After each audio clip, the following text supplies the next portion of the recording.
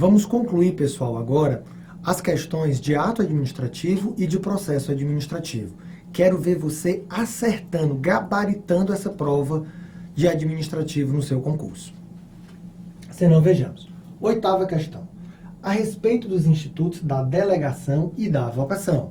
E eu chamei sua atenção na aula teórica. Falei que esses são assuntos que despencam em concurso. De competência, assinale a alternativa correta. A delegação decorre do poder discricionário e a avocação do poder disciplinar? Até aqui, podemos dizer que está correto. Por quê? Porque a delegação, quando permitida pela legislação, ela realmente se faz em razão do poder discricionário, ou seja, a lei permite e assim o administrador vai ser livre para fazê-la ou não fazê-la. É a opção. Falamos que a discricionariedade é justamente isso, é a liberdade de escolha do administrador, mas ressalva-se, liberdade de escolha dentre as opções legais, certo? Mas a avocação não é consequência do poder disciplinar, a avocação é consequência do poder hierárquico, tá certo? Bom, nessa aula a gente já até falou sobre poder de polícia e sobre poder disciplinar. Agora completamos falando do poder hierárquico. A gente vai, ao longo das aulas, colocando tópicos de outras aulas já dadas, mesmo que de outros professores, como no caso da aula de poderes, que foi ministrada pelo professor André. Bem, a competência admite a renúncia, desde que autorizada por ato do superior hierárquico. Nós já vimos na lei que a competência ela é irrenunciável, que a competência não admite transação ou acordo, que a competência é ainda imprescritível, ou seja, não é porque você não executa por um determinado tempo que você, ou que o agente público irá perdê-la, certo?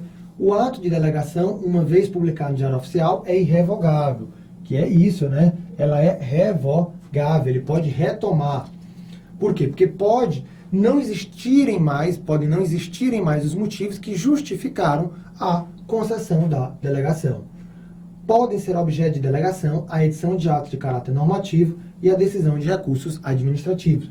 Pelo amor de Deus, não podem, tá certo? Isso aqui é o artigo 13 da lei. A gente já falou até do recurso, que é a cenoura. Ou seja, você não pode delegar atos de competência exclusiva, a edição de atos de caráter normativo e a decisão de recursos administrativos. É admitida em caráter excepcional a avocação temporária de competência atribuída a órgão hierarquicamente inferior. Tá certo? A avocação exige níveis hierárquicos, diferentemente da delegação, que não faz essa exigência. Vamos à 9ª questão, tá certo? Bom, questão 9. De acordo com a Lei 9784, que regula processos administrativos no âmbito federal, um órgão administrativo ou seu titular poderá delegar parte de sua competência a outros órgãos e titulares, desde que. Então, ele pode delegar. Novamente, delegação e avocação, mostrando aí que é muito cobrada tanto na FCC como no CESP, também na VUNESP, ou seja, todas as bancas gostam desse tema, porque é um tema importante e caro ao direito administrativo. Estes sejam hierarquicamente subordinados àqueles.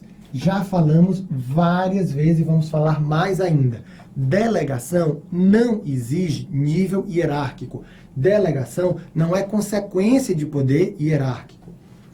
A finalidade seja editar atos de caráter normativo. Eu não posso delegar a edição de atos de caráter normativo, tá certo? A finalidade seja decidir recurso administrativo. Não posso, ou seja, questões simples de concursos até difíceis, como concursos de magistratura, mas para chamar sua atenção que o conhecimento da letra da lei também cai em qualquer banca e em qualquer concurso. Não haja impedimento legal. Óbvio, eu não posso ter a vedação da lei e que a delegação seja feita com base na conveniência. Por isso que nós falamos na questão passada que a delegação ela é uma consequência do poder discricionário, porque vai ser uma opção, fazer ou não fazer, dentre as opções legais. Tá bom? Vamos agora à questão de número 10. A administração pública pode produzir unilateralmente atos que vinculem os particulares. Cuidado, se você lesse a questão só até aqui, você seria induzido a responder que o atributo dessa que está sendo enunciado por esse período, por essa afirmação, seria a imperatividade, pois a imperatividade é justamente o atributo pelo qual os atos administrativos se impõem aos particulares, que vinculam os particulares. Mas a questão continua e fala muito mais. Então ele fala, no entanto, ou seja, eu não estou querendo saber disso, tal vinculação não é absoluta, ou seja, os particulares nem sempre estão vinculados visceralmente aos atos administrativos, devendo o particular, para eximir de seus efeitos e anular o ato, comprovar em juízo ou perante a própria administração o defeito do ato administrativo contra o qual se insurge por caber-lhe o ônus da prova. Olha a palavra-chave, ônus da prova. Essa descrição refere-se ao atributo do ato administrativo denominado presunção de legalidade ou de legitimidade. Por que isso? Porque pela presunção de legalidade, legitimidade e veracidade, o ato administrativo ele se presume como verdadeiro, como de acordo com a lei e como de acordo com o ordenamento jurídico. Ora, se ele se presume legal, ele está sendo apto a produzir efeitos. E se o particular não quer os efeitos dele, é ele que tem que provar que aquele ato é ilegal. Ou seja, inverte o ônus da prova. Por quê? Porque o ato se presume como legal. Isso é característica da presunção de legalidade. Como eu lhe falei, assim como os atos administrativos se presumem legais, da mesma forma que as normas legais, ou seja, as leis se presumem constitucionais, tá certo? E aí eu lhe pergunto, ao que nós já falamos, mas que não custa nós frisarmos novamente. Aqui foi o particular que provocou a reanálise do ato, que provocou a anulação do ato. Precisa o particular provocar a anulação de um ato administrativo? Não. A administração pode agir por si para anular, tá certo? Para anular o ato administrativo. Exercício da autotutela. E a administração pode agir também por si para convalidar um ato administrativo. Não precisa esperar a cutucada, não precisa esperar a atuação do particular, tá bom? Questão interessante e que poderia lhe induzir a erro. Por isso chama aqui a sua atenção. Questão de número 11. As competências públicas revelam-se em duas faces, poder e dever. E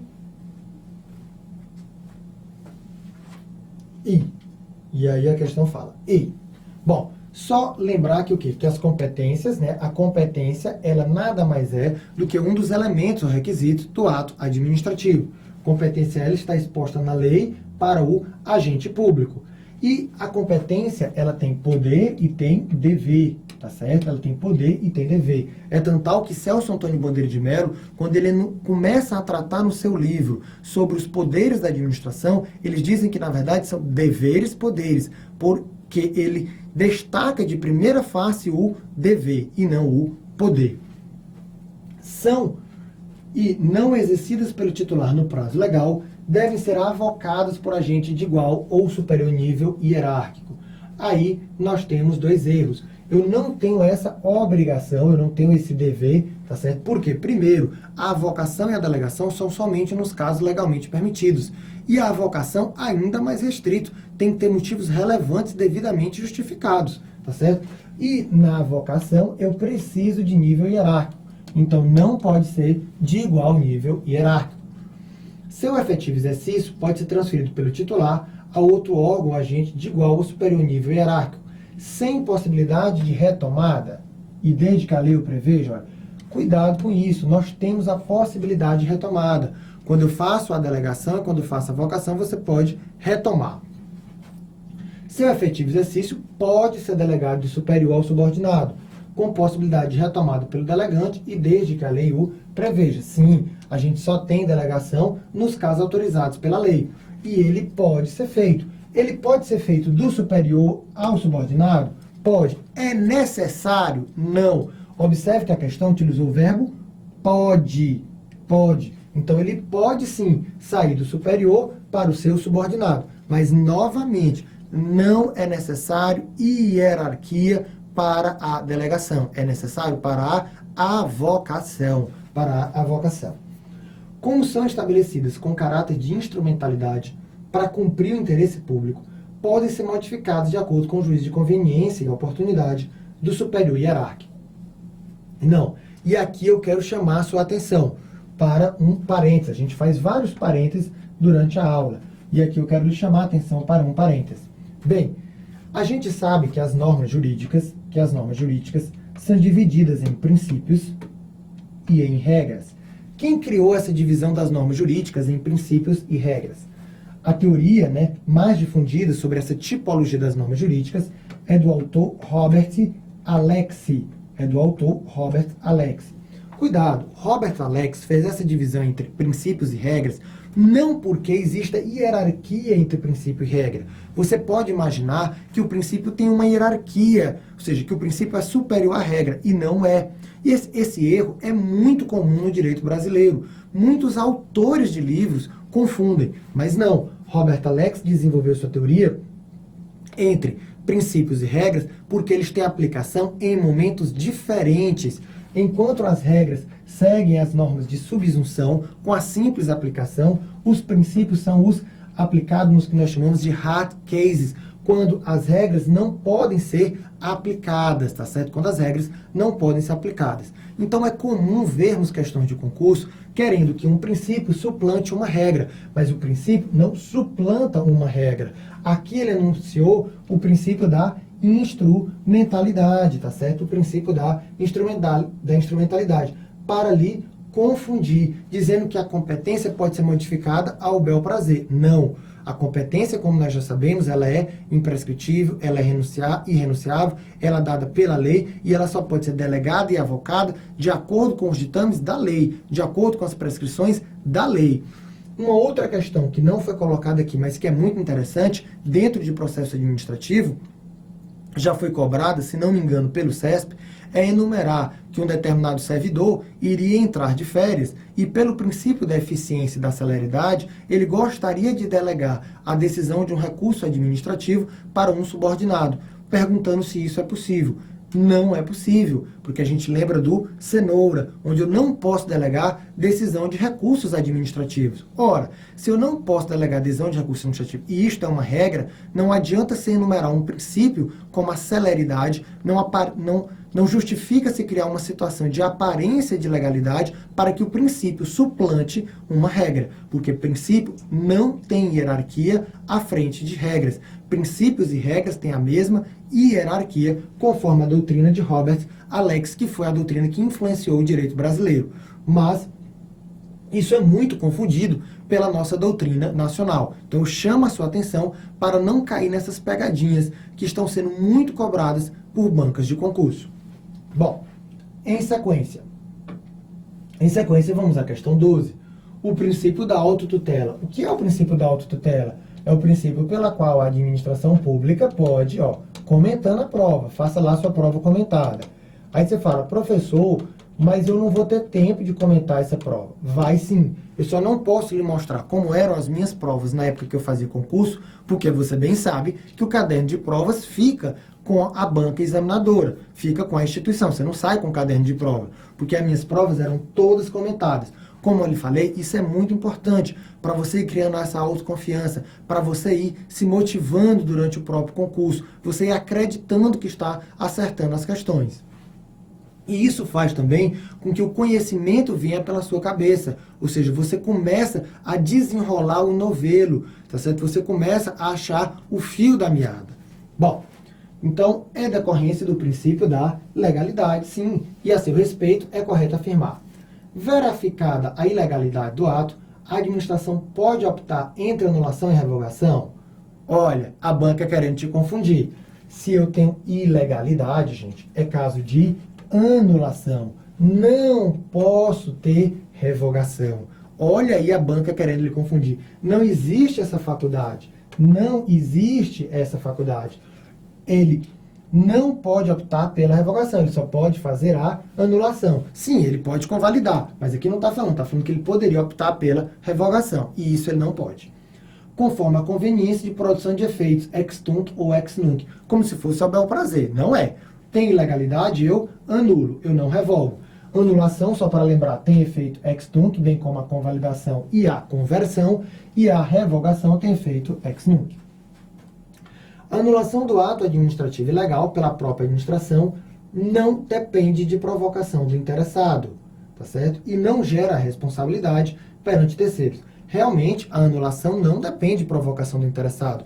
A administração não precisa esperar o particular para agir. A gente já sabe que o processo administrativo pode começar por iniciativa da própria administração, quanto mais para reparar uma ilegalidade que existe em um ato administrativo praticado. Pois bem, mas dizer que ela não gera responsabilidade, gera sim, gera sim. A anulação do ato administrativo que tenha produzido efeitos no campo de interesses individuais não prescinde. Cuidado, quando tiver essa palavra prescinde na sua prova, você risca ela e troca por dispensa. Isso vai facilitar. Não tente evitar isso. Então, onde tem prescinde,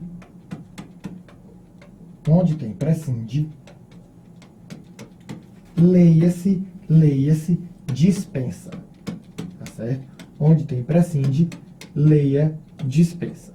Então vamos ler a questão de novo. Você vai ver como vai ficar mais fácil. A anulação do ato administrativo que tenha produzido efeitos no campo de interesses individuais não dispensa o prévio contraditório que garanta o exercício da defesa da legitimidade do ato por aqueles que serão por ele atingidos. Exatamente, não dispensa não. Na verdade, o contraditório, a ampla defesa e o devido processo legal, eles devem estar em todo o processo administrativo, conforme a nossa própria norma constitucional. Se não bastasse a norma constitucional, a Lei 9784 ainda repete novamente esses princípios. Mas, observe, nós frisamos isso na aula teórica. Existem decisões do STF ressaltando a importância da aplicação desses princípios, como devido processo legal, contraditório e ampla defesa, quando o processo administrativo vai tocar em interesses individuais. E aqui o que ele fez foi só dizer que não prescinde ou que não dispensa. Então, a anulação ela não depende da iniciativa do particular. A administração pública não precisa ficar esperando o particular para agir, mas ela tem que chamar o particular ao processo. Por quê? Porque vai tocar em direitos seus, tá certo? A anulação do ato administrativo ilegal pela própria administração está imune ao controle jurisdicional. De jeito nenhum. A gente não pode dizer, tá certo, que a administração pública, né, não vai permitir que o judiciário analise o próprio ato. Como nós já falamos e ressaltamos várias vezes aqui, tá certo? O judiciário, tá certo, tem a palavra final quanto ao controle de legalidade, desde que ele seja provocado, porque a jurisdição ela é inerte, tá certo? Porque a jurisdição é inerte, tá bom? E aqui nós temos justamente o julgado, ó. Aqui ele diz, uma vez constituída uma situação jurídica a integrar o patrimônio do administrado do servidor, o desfazimento pressupõe o contraditório, ou seja, não precisa dele para iniciar, mas ele tem que ser trazido ao processo, tá certo? Bom, 13. Bom, essa questão 13 é uma questão interessante, porque é uma questão que vai abordar de você o conhecimento da LINDB. Nós já falamos aqui na aula teórica que a LINDB é o que? Ela nada mais é do que a Lei de Introdução às Normas do Direito Brasileiro. A antiga Lei de Introdução ao Código Civil foi substituída, tá certo? Foi substituída pela Lei de Introdução às Normas do Direito Brasileiro. E, posteriormente, se acrescentou 10 artigos à LINDB, do artigo 20 ao artigo 30. Artigos que são muito importantes para o seu concurso, para a sua vida, certo? E também para o seu concurso. É uma lei nova e, portanto, com uma alta incidência em concursos recentes. Vamos a uma questão interessante para o procurador do município, nesse caso do CESP, abordando a LINDB. Em resposta à consulta sobre a validade de determinado ato administrativo, o procurador municipal responsável recomendou a nulidade do ato. Então, o procurador recomendou a nulidade. A respeito dessa situação, assinale a opção correta. Na recomendação, devem estar indicadas de modo expresso as consequências jurídicas e administrativas da decretação do ato de invalidação. Essa questão está correta e nós vamos ver por quê. Eu vou lhe mostrar com base na própria LINDB. A decisão que nas esferas administrativa, controladora ou judicial decretar a invalidação do ato, contrato, ajuste, processo ou norma administrativa, deverá indicar de modo expresso suas consequências jurídicas e administrativas, tá certo? Então, eu tenho que indicar as consequências jurídicas e administrativas nessa decisão que determinar pela invalidação. Então, se tiver invalidação, eu tenho que identificar as consequências jurídicas e administrativas. Isso daqui vem, obviamente, o artigo 21 vem após o artigo 20, que fala sobre a necessidade de motivação das decisões, quando o quê? Quando a gente utiliza valores jurídicos abstratos ou vagos, tá certo? Isso aqui também é chamado no direito de consequencialismo, ou seja, houve na LINDB, você pode ouvir essa expressão, um prestígio ao consequencialismo, ou seja, uma ênfase em que se você vai invalidar, você tem que analisar as consequências jurídicas e administrativas, tá bom? Então, na recomendação que vai servir de base para a decisão do administrador, você deve indicar as consequências jurídicas e administrativas. Apesar de ter recomendado a nulidade do ato, a Procuradoria poderá postular em juízo uma autorização para a celebração de compromisso, a fim de excluir a responsabilidade pessoal do agente público. Não há essa previsão de celebração de compromisso para exclusão de responsabilidade.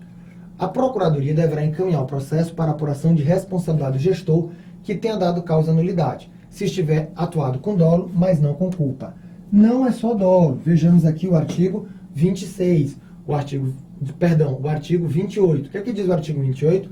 O agente público responderá pessoalmente por suas decisões ou opiniões técnicas, em caso de dolo ou erro grosseiro. O erro grosseiro para a doutrina é a mesma coisa de culpa grave. Então, não só no caso de dolo, mas também na de culpa grave. Tá bom? A Procuradoria, caso verifique que não existem evidências de dano horário, deverá recomendar que o vício seja sanado por meio da convalidação. Não é só para isso, não é só esse requisito para justificar a convalidação. Além de não ter dano horário, eu também tenho que não ter o quê? Prejuízo a quem? A terceiros. Prejuízo a terceiros, tá certo? E o defeito tem que ser sanável, conforme o artigo 55 da Lei do Processo Administrativo, tá certo? Que tá aqui. Bom, e por fim, apesar de ter recomendado a nulidade do ato, a Procuradoria poderá indicar ao gestor municipal a celebração de compromisso de ajustamento com eventuais interessados atingidos pela nulidade, observando a legislação aplicável, devendo haver prévia oitiva do órgão fazendário. Não é prévia oitiva do órgão fazendário. A lei exige a prévia oitiva do órgão jurídico, tá certo? Que no caso já teve, porque é representado pela Procuradoria. Isso aqui está no artigo 26, tá certo? Aqui, prévia oitiva do órgão jurídico, artigo 26 da LINDB. Então, atente, a LINDB é uma legislação importante, trouxe várias normas sobre direito público, e a LINDB, ela surge no contexto em que o administrador se encontrava fraco e com uma grande incerteza jurídica. Então, ela quer trazer normas para a melhor atuação do administrador público, mas também do controlador e do Poder Judiciário, para evitar o que se chama de direito administrativo do medo, ou mesmo o apagão das canetas, quando o administrador público deixava de decidir, ou seja, deixava de cumprir a sua função, que é decidir, que é consagrar, que é implementar ações por meio de quê? De responsabilizações pelo Poder Judiciário. Vamos à questão de número 14. Os atos administrativos que apresentarem defeitos sanáveis podem ser revogados pela própria administração. Se eu tenho defeito, eu tenho vício de legalidade. Então, ele não pode ser revogado. Ele ou é anulado ou ele é convalidado. E jamais poderia ser revogado pelo Poder Judiciário se é um ato da administração. Se é um ato da administração. Convalidados pela administração ou pelo Poder Judiciário. Ora, eu não posso ter convalidação pelo Poder Judiciário. Eu não posso ter convalidação pelo Poder Judiciário. Anulados pela própria administração, pelo Poder Judiciário. Somente se está comprovado que, cumulativamente, causem prejuízo ao erário e ao interesse jurídico de terceiros. Deixa aí. Convalidados pela própria administração, em decisão da qual não se evidencie em decisão na qual se evidencie que eles não acarretem lesão de interesse público nem prejuízo a terceiros. Com certeza. Se eu tenho a afirmação de que o meu defeito é sanável, olha aí, cobrando aquele entendimento doutrinário que nós falamos. Se eu falei que meu defeito é sanável e que eu não tenho lesão, e que eu não gerei lesão ao interesse público nem prejuízo a terceiros, a convalidação se torna uma decisão vinculada. A convalidação se torna uma decisão vinculada e não mais discricionária. Tá bom? Cuidado com isso. Convalidação, como regra, ela é obrigatória, por isso que a gente diz que ela é uma decisão vinculada.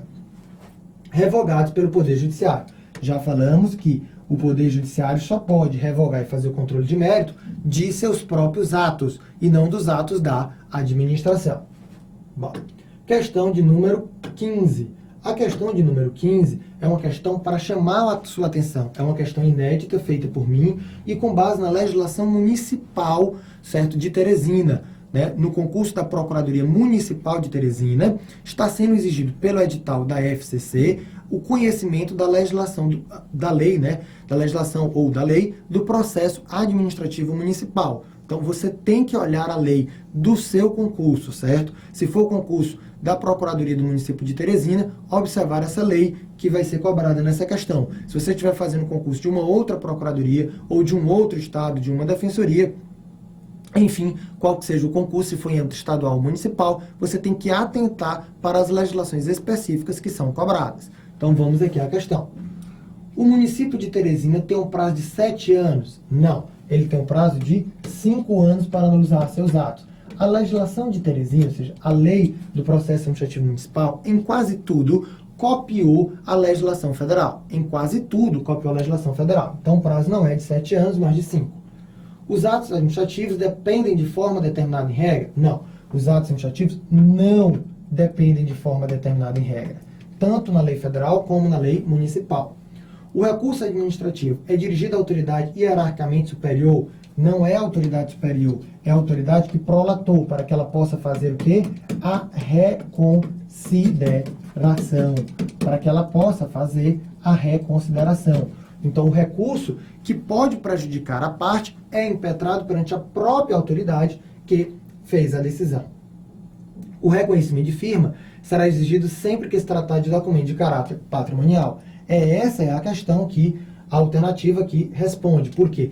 A nível federal, ou seja, com base na Lei 9784, o reconhecimento de firma ele só é exigido quando houver dúvida sobre a autenticidade dos documentos. Mas na legislação municipal de Teresina, tá certo? É necessário que todo e qualquer documento de conteúdo patrimonial, sempre, olha que tem o sempre, que normalmente você deve evitar, é necessário que haja o reconhecimento de firma, tá certo?